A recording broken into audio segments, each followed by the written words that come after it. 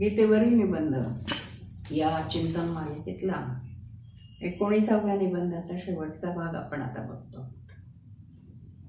समत्व या निबंधाच्या दुसऱ्या भागामध्ये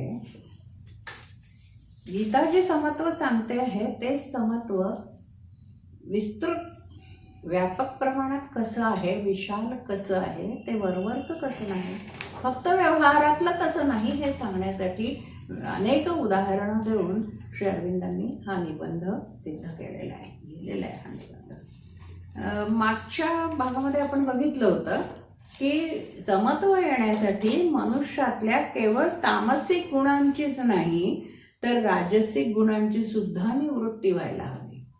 म्हणजे आपण वाईट काम करत नाहीये, नक्कीच आपल्या कामाने दुसऱ्यांचं भलंच होतं आहे, त्यांचं चांगलंच होतं आहे, त्याच्या कल्याणासाठीच आपण करतो आहे, आम्ही आमचं कर्तव्यच करतो आहे, आम्ही चुकत नाही आमच्या कर्तव्याला. ह्या ज्या वृत्ती आहेत किंवा हे जे आपण म्हणतो, हे जे आपल्या मनाचं समाधान करून घेतो त्याची सुद्धा निवृत्ती, ते पण व्हायला नको मनामध्ये, ते पण निवृत्त व्हायला पाहिजे. या राजसिक भावनेची सुद्धा, सात्विक भावनेची सुद्धा निवृत्ती व्हायला पाहिजे. आणि मग अशी जेव्हा निवृत्ती होते तेव्हा त्याला संन्यास म्हणतात. असा संन्यास ज्याच्या मनामध्ये निर्माण होतो, अरविंद म्हणतात की असा संन्यास ज्यांच्या मनामध्ये निर्माण होतो त्यांना ईश्वराची हाक ऐकू येते. आपण तिला ओ दिली की आपला उद्धार होतो. हा विश्वास मनामध्ये हवा. नुसताच संन्यास घेतला हे नाही, पण तो संन्यास घेतल्यामुळे मला ईश्वराची हाक ऐकू येणार आहे आणि त्या हाकेला मी ओ दिली की माझा उद्धार होणार आहे, हा विश्वास जर मनात असेल तर तो विश्वासच मुख्य काम करत असतो. गीतेच्या संदर्भात बोलताना, या वृत्तींच्या संदर्भात बोलताना आणि या वृत्तींच्या लढ्याच्या बाबतीत बोलताना श्री अरविंद जे म्हणतात आहे ते त्यांच्या शब्दांमध्ये आपण थोडंसं वाचण्याचा प्रयत्न करू. 218 पानावर हा पॅरेग्राफ आहे, पहिलाच आहे, दुसऱ्या ओळीपासून सुरुवात करतोय आपण. मनाला अनिष्ट वाटणाऱ्या गोष्टींचा मनावर आघात झाला, त्याला दुःख झालं. मनाला दुःख झालं. उद्वेग, असमाधान, आपत्ती, अपयश, पराभव, दूषण, अवमान यांचा आघात त्याच्यावर झाला की ते माघार घेते. मनाची प्रवृत्ती आहे की त्याला नको असलेल्या गोष्टी घडल्या की ते माघार घेतं, ते काम करणं सोडून देतो, त्याच्यापासून दूर होऊन जातं मन. याच्या उलट त्याला इष्ट अशा गोष्टी घडू लागल्या. कोणत्याही प्रकारची तृप्ती, सुख, आनंद देणाऱ्या गोष्टी, वैभव, यश, विजय, कीर्ती, स्तुती इत्यादी सुखद गोष्टी घडू लागल्या की ते उत्कटतेनं त्याचे स्वागत करण्यात धावते, उड्या मारू लागते. या प्रकारे मन द्विधा वृत्तीने वागत असते. वृत्तीने वागत असले तरी मनाच्या या द्वंद्वामागे आत्मा द्वंद्वरहित असतो. तो मनाला इष्ट असणाऱ्या व इष्ट नसणाऱ्या दोन्ही प्रकारच्या घटनात जीवन सुख अनुभवत असतो. उदाहरणार्थ, योद्ध्याला जखमांपासून काही शारीरिक सुख होत नाही, पराभवात काही मानसिक समाधान वाटत नाही, तरीही तो युद्ध देवतेची सेवा करण्यात भरपूर आनंद मानतो. ही देवता त्याला केव्हा विजय देते, विजयाचा आनंद देते, केव्हा पराजय देते आणि जखमाही. विजयाची आशा आणि पराजयाचा व जखमांचा संभव युद्धपटाच्या ताण्याबाण्यात एक अनिवार्य भाग म्हणून असायचेच हे पूर्णपणे जाणून योद्धा युद्ध करणे पसंत करतो. याचे कारण त्यात त्याच्या आत्म्याला आनंदाचा अनुभव होत असतो हेच खरे. योद्ध्याला जखमा देखील सुखद आणि अभिमानास्पद होतात. जखमांच्या वेदना संपल्यावर त्याच्या सुखात आणि अभिमानात काहीच उणीव राहत नाही. केव्हा केव्हा जखमांपासून वेदना होत असताही योद्ध्याला सुख आणि अभिमान यांचा अनुभव येत असतो. वेदनेमुळे त्याच्या सुखात आणि अभिमानात भर पडते असेही घडते. पराभव झाला तरी प्रतिपक्ष अधिक सामर्थ्यवान असताही त्याला शरण न जाता त्याचा जोराने प्रतिकार केल्याचे सुख आणि अभिमान योद्ध्याला वाटत राहतो. हा योद्धा हीन वृत्तीचा असेल तर मात्र त्याच्या मनात द्वेषाची आणि सुडाची भावना खेळू लागते आणि या भावनेतही सुख असते, क्रूरतेचे सुख, कृष्णकृत्यांचे सुख असे असतेच असते. जीवनाचा सामान्य व्यवहार चालू असता आत्मा ज्यात जे सुख अनुभवतो तेच त्याचे रहस्य असते. मागच्या विवेचनात आपण बघितलं की युद्ध आणि युद्धामध्ये झालेल्या जखमा शारीर सुख देत नसतात, दुःख देत असतात, पण आत्म्याला सुख होत असतं. अनेक उदाहरणांचं विवेचन करून आपण बघितलं होतं याच्यामध्ये की कशा प्रकारे हे सुख प्राप्त करण्यासाठी मनुष्य धडपडत असतो. मग हे कारण हे सुख त्याच्या आत्म्याचं सुख आहे, मनाचं सुख आहे. ज्या गोष्टींमुळे मनाला क्लेश होतात त्या गोष्टी मनुष्य करत नाही, म्हणजे त्यापासून दूर जायचा प्रयत्न करतो. ही सर्वसामान्य स्थिती की मला जाता येता साध्या कुठल्या तरी छोट्याशा शस्त्राने, चाकूने, सुरीने, वेळीने जखम झाली तर त्याला त्रास होतो, त्याला हे होतं ना, पण काय कटकट आहे असं वाटायला लागतं जखमांसाठी. पण ती जेव्हा युद्धात तलवारीने एवढी मोठी जखम होते तेव्हा असं नाही वाटत. याचं कारण असं की ते दुःख, त्या दुःखात हे सुख आहे. आणि कधी कधी एखादी गोष्ट, जी गोष्ट बाह्यत्कारे सुखदायी वाटत असली तरी अंतर्यामी ती दुःख असल्या वेळेला दुःख होत असतं. अशा गोष्टीमध्ये सुख आणि दुःख हे जर आत्म्याची वृत्ती असेल तर दुःखातही सुख मिळवणं किंवा सुखातही दुःख मिळवणं किंवा दोन्ही परिस्थितीत काहीच न मिळणं, उदासीन राहणं हा आणखी एक भाग असतो त्याच्यातला. तामसी वृत्ती पासून निवृत्ती हे सहज आपल्याला समजतं, पण राजसी आणि सात्विक वृत्तीपासून सुद्धा निवृत्ती असणं हे समत्व आहे. म्हणून आपण अगदी सुरुवातीला बघितलं होतं या निबंधाच्या की त्रिगुणात्मक प्रकृतीच्या जाळ्यातून मुक्ती. त्रिगुणात्मक प्रकृती आपल्यावर कार्य करत असते. ज्या वेळेला जे कार्य आपण करत असतो त्यावेळेला त्या गुणाची सत्ता आपल्यावर असते आणि त्या गुणाची सत्ता, त्या गुणाचा अधिकार आपल्यावर असतो आणि मग त्याच्यातनं मग सुख किंवा दुःख प्राप्त होणं हे त्या परिणामांवर अवलंबून असते. हे आघात प्रतिघात हे सारखे चालूच असतात. पण हे सगळं चालू असताना आत्मा जो गुप्त आहे, गुप्तपणे या सगळ्या कार्याच्या मागे, व्यवहाराच्या मागे बसलेला आहे, त्या गुप्त आत्म्याला कशाच्या मागे सुख आहे आणि कशाच्या मागे दुःख आहे हे त्याला पूर्णपणे कळत असतं. आणि हे ज्या वेळेला या तीव्र भावना, गुप्त आत्मसुख मनाच्या पातळीवर येतं त्यावेळेला त्या जीवनाचे रंग आपल्याला समजतात. त्यावेळेला आपल्या जीवनाची नेमकी व्याख्या आपल्याला कळते. त्यावेळेला आपलं जीवन नेमकं काय आहे, शुद्ध आनंदमय आहे की सुखदुःखांनी विणलेलं आहे. आणि आपल्याला हे नक्की माहित आहे की आपला हा जीवनपट हा सुखदुःखांनी विणलेला आहे आणि तो कायम तसाच असणार आहे. फक्त त्यातला एकच धागा सुखाचा आहे आणि बाकीचे 100 दुःखाचे आहेत, तरीही ते वस्त्र जरतारी आहे असं जेव्हा आपण म्हणतो तेव्हा तो एक सुखाचा धागा या 100 दुःखांच्या मागे असतो. म्हणजे या धाग्याची किंमत या 100 दुःखांपेक्षा जास्त. आणि हा जो आत्मा आहे आपल्या मनात असलेला, त्याला या सगळ्या संमिश्रपणाचंच कौतुक आहे, त्यातच आनंद आहे आणि तेच त्याला हवं असतं. म्हणून श्री अरविंद पुढे म्हणतात, गुप्त आत्म्याला खरे आकर्षण एकंदर जीवनपटाचे, मिश्र ताण्याबाण्याच्या जीवनपटाचे असते. आकर्षण तेच असतं. नुसतं एक सूर्य आयुष्य जसं आपल्याला आवडत नाही, कारण की ते आपल्या आत्म्याला आवडलेलं नसतं. पुढे वाचूयात आपण, गुप्त आत्म्याला खरे आकर्षण एकंदर जीवनपटाचे, मिश्र ताण्याबाण्याच्या जीवनपटाचे असते. जीवनात संघर्षाची आणि शोधाची उठाठेव चाललेली असते. जीवनात मोहक आणि घृणास्पद घटना घडतात. जीवन प्रिय गोष्टी देव करते आणि अप्रियाची भीती घालते. जीवनात प्रत्येक गोष्टीचे कितीतरी भिन्नाभिन्न प्रकार अनुभवायला मिळतात, अनुभवावे लागतात. असे हे जीवनाचे अनेक रंगी, अनेक ढंगी मिश्रण स्वरूप आमच्या गुप्त आत्म्याला खरोखरी आकर्षक वाटते.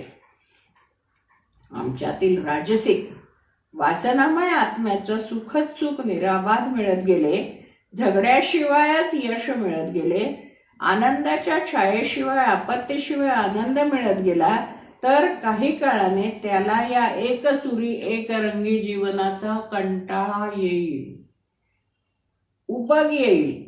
कारण या वासनात्म्याला पार्श्वभूमीच प्रकाशाचे सुख देते, पार्श्वभूमीच प्रकाशाचे पूर्ण सुख भोगता येते. प्रकाशाच्या सुखासाठी त्याला अंधकाराची गरज असते. हे सुख हा वासनात्मा शोधतो व अनुभवू लागतो. ते सुख अंधकार सापेक्ष प्रकाशासारखे असते. दुःख सापेक्ष असते. दुःखाच्या अनुभवातून वासनात्म्याला सुखाची चव येत नाही, सुखाची चव टिकत नाही. मनाला जीवनात सुख हवे याचे रहस्य हे आहे की आत्म्याला द्वंद्वात सुखात आणि दुःखातही सुख वाटत असते. हा एक खूप मोठा सर्वसामान्य सिद्धांत आपल्या नेहमी अनुभवाला येणारा, आपल्या आयुष्यामध्ये आयुष्याचा पाया असलेला हा असा सिद्धांत आहे. ज्या सिद्धांतावर श्री अरविंदांनी स्वच्छ आणि स्पष्ट शब्दामध्ये विवेचन केलेलं आहे की कुठलीही गोष्ट ही सापेक्ष आहे, एकाशिवाय दुसऱ्याची हेच नाही आहे. जोपर्यंत आपण अगदी नाही कायम कितीदा तरी सांगत चाललेलं उदाहरण असतं की उन्हातून आल्याशिवाय सावलीची किंमत कळत नाही, अंधार असल्याशिवाय प्रकाशाची किंमत कळत नाही, त्याची वाट बघत नाही आपण, उजाडाची वाट बघतो कारण रात्रभर अंधार झालेला असतो. हा जो वासनामय आत्मा आहे, या वासनामय आत्म्याला या द्वंद्वाचीच आवश्यकता असते. अशा प्रकाराने सापेक्षपणे मिळणाऱ्याचीच अपेक्षा असते, कारण त्याला सुखातही आणि दुःखातही सुखच मिळत असतं. दोन्ही ठिकाणी त्याला सुखच मिळत असतं, म्हणून त्याला ते हवं असतं. खूपदा असं वाटतं की जेव्हा एखाद्याच्या घरी काही अघटित घटना घडते, अपघात होतो, कोणाचा मृत्यू होतो, त्याच्या घरी चोरी होते किंवा आणखी काय असं होतं की ज्याच्यामुळे तो फार दुःखी होऊन जातो मनुष्य, लोक त्याचं सांत्वन करायला जातात. मग ह्या सगळ्या सांत्वनामध्ये, त्या सांत्वन करण्यामागे त्याच्यावर आलेली परिस्थिती माझ्यावर आली नाही हे किती बरं झालं, ही सूक्ष्म सुखाची भावना असते का व्यक्तीच्या मनामध्ये? कदाचित असते. जर एखाद्या वाहनातनं, बसमधनं, रेल्वेमधनं आपलं कोणीतरी प्रवास करत असेल, आपल्याला बातमी मिळते की त्याला अपघात झालाय आणि अपघातात मध्ये जखमी झालेल्या किंवा मृत झालेल्या लोकांची यादी इथे इथे लावलेली आहे. आपण भराभरा जातो, ती यादी तपासतो आणि त्या यादीमध्ये आपल्या जाणाऱ्या माणसाचं वगैरे नाव नाही म्हटलं की आपण हुश्शम, बरं झालं बाबा आपल्या कोणाचं तरी नाव, आपल्या अमक्याचं नाव हे आपण म्हणतो. हे सुख अनुभवतो. तो एवढा मोठा अपघात झालेला आहे, आपल्या माणसाचं नाव नाही, आपण बाकी 5-10 लोकांची नावं आहेत, याचं दुःख कुठेतरी कमी झालेलं. बरं, दुःख शीतल म्हणतात. त्या दुःखात या वासनामय आत्मा, आपण आता ह्या वासनामय आत्म्याची सामान्य मानवी आत्म्याचा विचार करतोय, वासनामय आत्म्याला त्यात सुख मिळत असतं त्या दुःखामध्ये. या उलट एखाद्याला खूप काहीतरी चांगलं मिळालं, मुलगा मेरिटमध्ये आला, बढती प्रमोशन मिळालं, एका लॉटरी लागली किंवा आणखीन काहीतरी खूप छान झालं त्यांच्याकडे, तर त्याच्यासाठी सुद्धा जातो आपण. आणि मग ते सगळं वैभव ते मिळालेलं हे सगळं पाहून आपण म्हणतो आम्ही वी आर व्हेरी हॅपी, आम्ही तुमच्या आनंदात सहभागी आहोत, आम्ही तुझ्या दुःखात सहभागी आहोत, ही वाक्य आपण बोलतच असतो. पण तो जो त्यांना मिळालेला आनंद, तो खरंच आपल्याला मिळालाय का ह्याचा एकदा मनाशी विचार करायला पाहिजे. की त्यांना जो मिळालेला आनंद आहे त्याला जे हे झालेलं आहे, 2च मार्काने गेलो हो आमच्या मुलाचं मेरिट, असं आपण मेरिटमध्ये आलेल्या मुलाच्या आईवडिलांना सांगतो सहज. त्याचं कारण असं की आपल्याला ते मिळालं नाही याचं कुठेतरी वैषम्य, कुठेतरी ते दुःख त्याच्यामध्ये दडलेलं असतं. म्हणजे सुख आणि दुःख ही सापेक्ष आहेत. खूपदा लोकांना आपल्याला काही नाही मिळालं हीन वृत्तीचं हे लक्षण आहे, परंतु ते आहेत समाजात वावरतो पण की मला नाही मिळालं तर त्याचा मला फारसा फरक नाही पडत आहे. मला नाही मिळालं याचं मला दुःख नाही होत आहे, तुला मिळालं याचं मला जास्त दुःख होत आहे. तुला नसतं मिळालं, मलाही नसतं मिळालं तर मला एवढं वाईट नसतं वाटलं. पण जे मला नाही मिळत आहे ते तुला मिळत आहे याचं जे दुःख होत आहे, हे दुःख तुला मिळालेल्या गोष्टीच्या आनंदापेक्षा जास्ती आहे. याचं कारण असं की हा आपला जो आत्मा आहे, या ठिकाणी आपल्या मनात बसलेला आत्मा आहे, हा वासनामय आत्मा आहे. वासनामय आत्म्याची ही स्थिती असते. त्यामुळे दुसऱ्याच्या दुःखात दुःखी होणं आणि दुसऱ्याच्या आनंदात आनंदी होणं हे वरवर जरी मनुष्य भासवत असला तरी जो सर्वसामान्य मानवी आत्मा आहे तो असा होत नसतो. कुठेतरी सुप्त संवेदना असतात आणि ह्या सुप्त संवेदना आहेत, त्या सुप्त संवेदना तपासून बघायला हव्यात. जर आपल्याला या एक पाऊल पुढे जायचं असेल, आनंद आहे, हा वा फार छान झालं, एखाद्याचं काही झालं की असं आपण म्हणतो, तर या वावा फार छान झाल्यामध्ये खरंच आपल्याला आनंद झालाय का, हा खूप महत्वाचा भाग आहे. की त्याच्यामध्ये कुठेतरी ईर्ष्या आहे पाठीमागे, त्या आनंदामध्ये कुठेतरी आपल्याला का नाही मिळालं याच्याबद्दलचं काहीतरी आहे. तर ह्या ज्या गोष्टी आहेत, या गोष्टींना ही जी प्रकृती आहे, ह्या प्रकृतीला तिचे जे हे गुण आहेत हे सगळे वाटण्याचे किंवा करून घेण्याचे, त्याला गडबड, धडपड आणि अस्वस्थता अशी नावं दिली अरविंदांनी, म्हणजे गीतेच्या संदर्भात ही गडबड, धडपड आणि अस्वस्थता अशी नावं दिली. मनाचे समत्व, भावनेचे समत्व, आपल्या मनाचं समत्व, भावनेचं समत्व आणि आत्म्याचं समत्व ज्या प्रक्रियेने सिद्ध होते.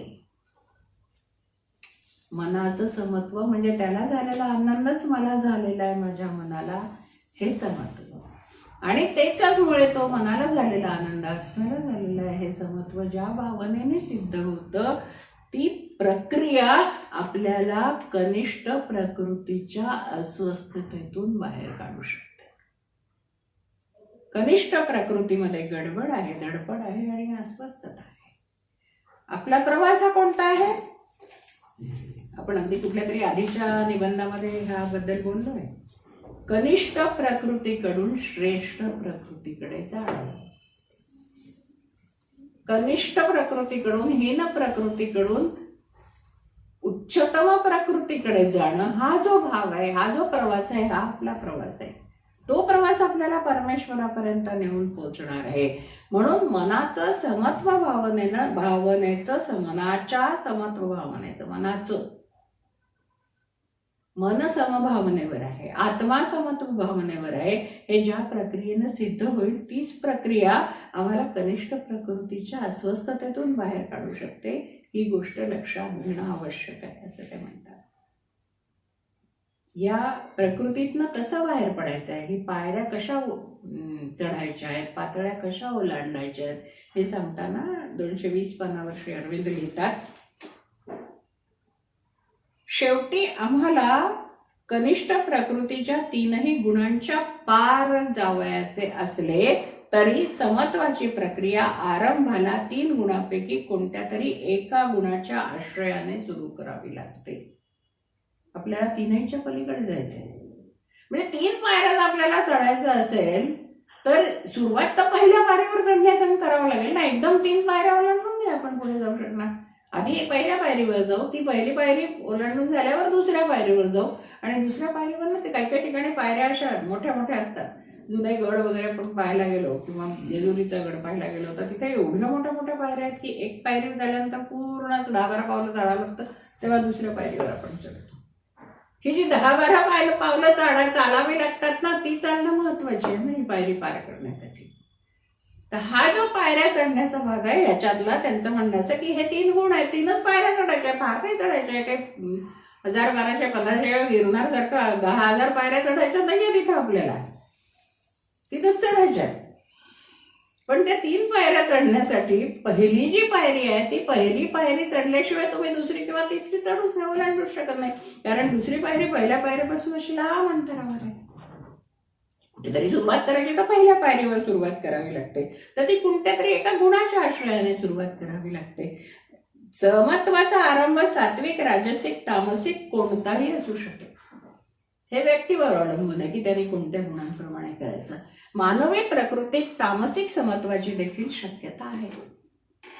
शुद्ध तामसिक समतेचे उदाहरण प्राणप्रधान वासनाप्रधान स्वभावाची जडता, थंडपणा, जीवन सुखाची इच्छाही होत नाही इतकी सुस्त संवेदना किंवा संवेदना शून्य असण्याने जीवनाचे बाहेरून येणारे धक्के हा थंड स्वभाव कसलीही प्रतिक्रिया न दाखवता पचवतो.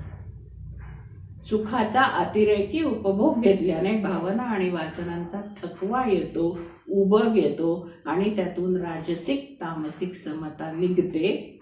किंवा उलट सुखाच्या ऐवजी दुःखाचा अतिरेक झाला, निराशा अनेक वेळा अनुभवावी लागली, म्हणजेही वासना प्रधान स्वभावाला जीवनाचा उबग येतो, त्यात सुस्ती वाढते, त्याला जगाची एक प्रकारची भीती वाटते, धसका वाटतो, किळस वाटते आणि त्यातून राजसिक तामसिक समता निष्पन्न होते.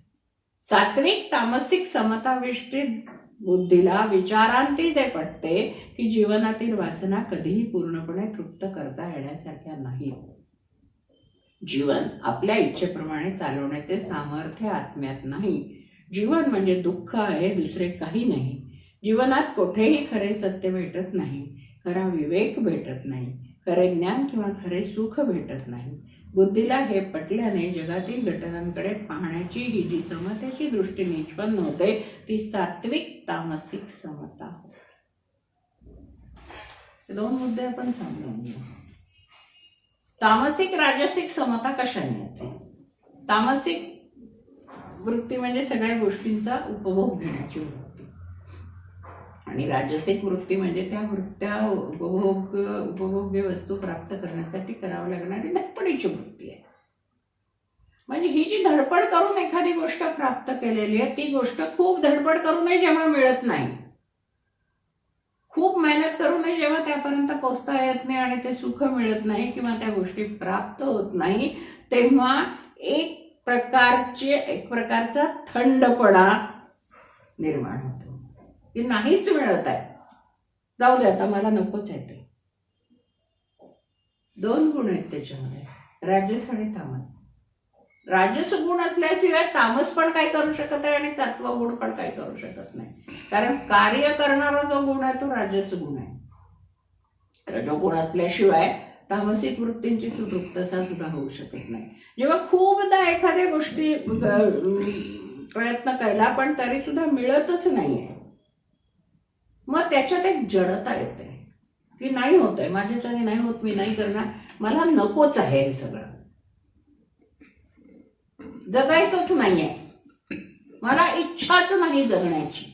ही जेव्हा वृत्ती येते, हा थंडपणा जो कुठलाही प्रतिक्रिया दाखवायचं नाही, मला करायचंच नाहीये, या स्टेजला जेव्हा मनुष्य या स्थितीला येऊन पोचतो की मला करायचं काय, बोलायचं काय, काहीच नाही, जगायचंच नाही, मला उभं आलाय, कंटाळा आलाय जगायचा. हे केव्हा होतं? जेव्हा एखादी गोष्ट प्राप्त करण्यासाठी खूप धडपड करूनही ते सुख किंवा आनंद ते सगळं काही प्राप्त होत नाही, तेव्हा होतं. उलट दुसरा एक भाग आहे त्याच्यात. दुसरा भाग असा आहे की अतिरेकी सुख मिळालं, अतिरेकी सगळं मिळालं, खूप वासनांची तृप्ती झाली. सुख किंवा दुःख, कोणत्याही दोन गोष्टी, सुखाचा किंवा दुःखाचा कशाचाही अतिरेक झाला तरी सुद्धा जगण्याचा उपभोग येतो, जगण्याची इच्छा नष्ट होते, जगावंसं वाटत नाही, जीवनात काही स्वारस्य उरत नाही, अशी स्थिती निर्माण होते. या दोन्ही अशा हे तामसिक आणि राजसिक बाबतीमध्ये. सात्विक आणि तामसिक बाबतींमध्ये काय होऊ शकतं की जी गोष्ट सात्विक आहे त्यामुळे काहीतरी सुखदुःखाची कुठेतरी जाण आहे आणि तामसिक वृत्ती त्या सुखदुःखाच्या जाणीवेला छेद देऊन सुख नाहीच करते. सगळीकडे दुःखच दुःख दिसतंय आणि मग सगळीकडे दुःखच दुःख दिसल्यानंतर या जगात एक निराशा निर्माण होते की या जगात जगण्यासारखं काहीच नाही आहे, सगळं वाईटच तर आहे. काहीच चांगलं घडत नाहीये, जगात चांगलं नाहीच आहे. राजकारणात पाहावं तर जिकडे तिकडे पाहावं तिकडे भ्रष्टाचारच आहे. कोणतंही क्षेत्र असं उरलं नाहीये की ज्याच्यात भ्रष्टाचार नाही. कुठेही जावं तरी शांती मिळत नाही, सगळीकडे फसवणूक आहे, लुबाडतातच आहेत लोक, कोणी चांगलं वागतच नाहीये. अशी जेव्हा वृत्ती निर्माण होते तेव्हा पुन्हा जीवनाचा उपभोग आलेला असतो. आणि मला नाहीच व्हायचं असलं तर दुनिया वाले काहे को तूने दुनिया बनाय, कशाला बनवलं हे जग, नको, मला या जगात राहायचं नाही. हा जो उभं येतो हा या वृत्तीतनं उभं येत असतो. तामसिक समतेच्या वृत्तीत खरी मुक्ती नसते. तामसिक समता जी आहे त्याच्यामध्ये मला मिळत नाहीये म्हणून मला नको आहे, किंवा अतिरेक झालेला आहे म्हणून मला उभं आलेलं आहे, या कुठल्याही याच्यामध्ये खरी मुक्ती नसते. पण ही मुक्ती मोक्ष मार्गाचा जोरदार आरंभ होऊ शकते. या सगळ्याचा त्याग करायचा आहे, या सगळ्याचा मोह मायात अडकायचं नाहीये, ते वाईट आहे. हा जो भाग आहे भारतीय संन्यास पंथात मोक्ष साधनेचा जोरदार आरंभ म्हणून या वृत्तीचा उपयोग केला जातो. की या जगात जगण्यासारखं काहीच नाहीये, हे सगळं भासमय आहे, काही अर्थ नाहीये या सगळ्याला.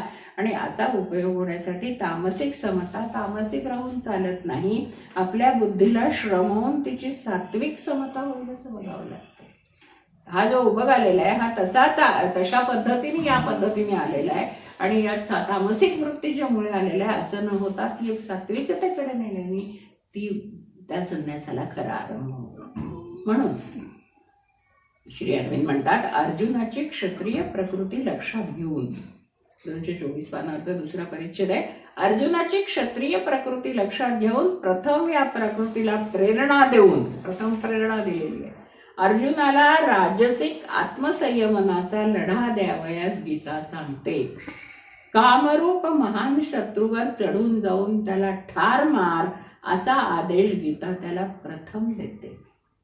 दुःख आली असता ज्याचे मन उद्विग्न होत नाही, सुख भोगीत असता ज्याच्या ठिकाणी स्पृहा म्हणजे सुखाची हाव उत्पन्न होत नाही, विषय प्रेम, भीती आणि क्रोध ज्याला सोडून गेले आहेत, तो स्थिर बुद्धीचा ज्ञानी पुरुष मानावा. स्थिरावला समाधित स्थितप्रज्ञ कसा आहे.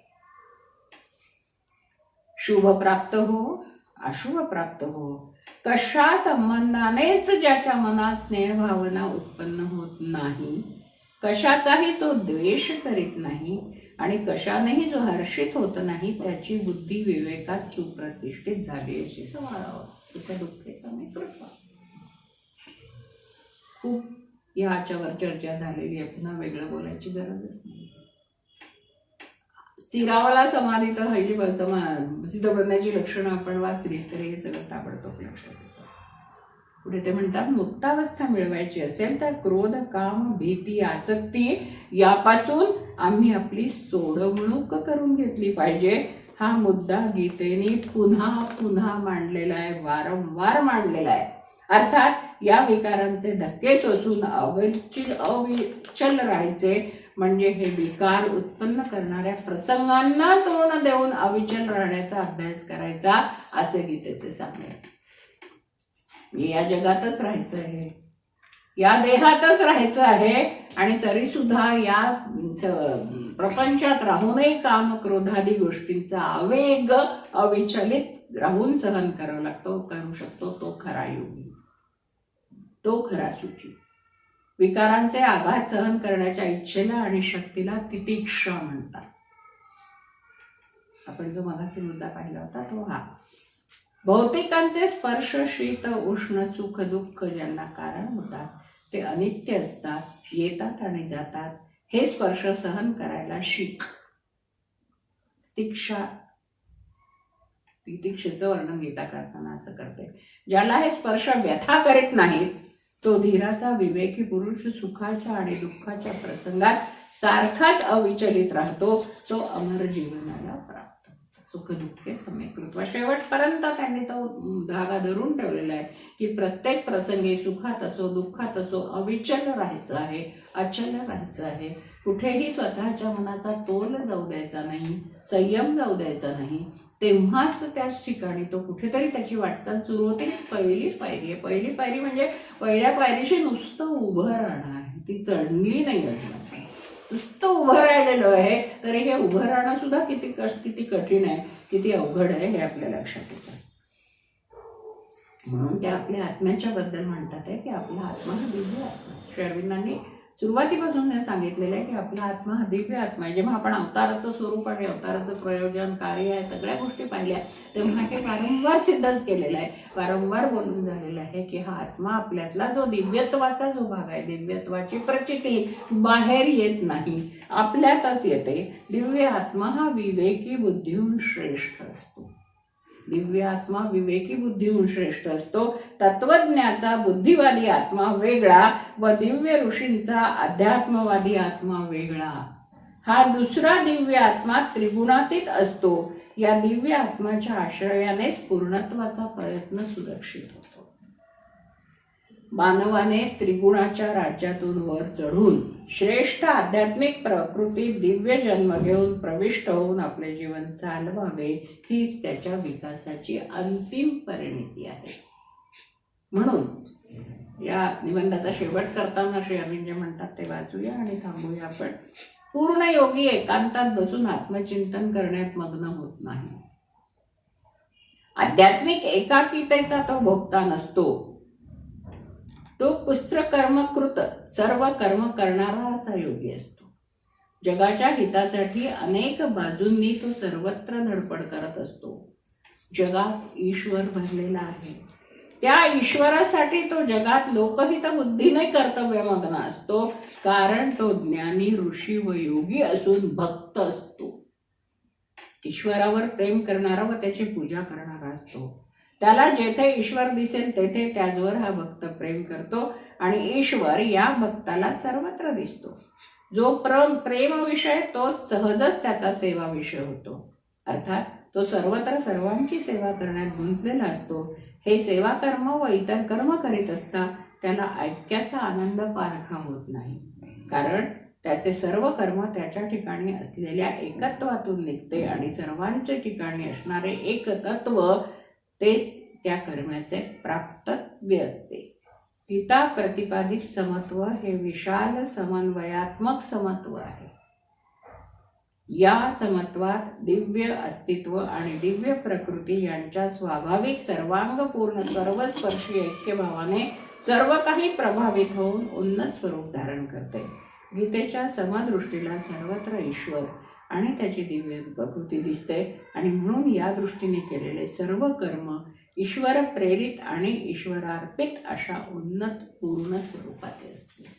गीतेचा हा महान संदेश आहे की सर्वत्र ईश्वर व्यापलेला आहे आणि त्यामुळे या ईश्वरव्यापी सर्व जग, सर्व ठिकाणी, सर्व मानवात, सर्व वस्तुमात्रात, सर्व प्राण्यांमध्ये जो त्याचं रूप बघतो. पुन्हा आपण तिथे होतो सर्वभूती एकची आत्मा हे आपण जेवढ्या मनामध्ये ठसवतो. नुसतं बोलण्यात नाही तर आपल्या वृत्तीत ते भिंत तेव्हा समत्व येतं आणि त्याच वेळेला कुठली तरी पहिली पायरी चढायला सुरुवात झालेली असते आपल्या आध्यात्मिक वाटचालीची. आपण इथे थांबूया. धन्यवाद.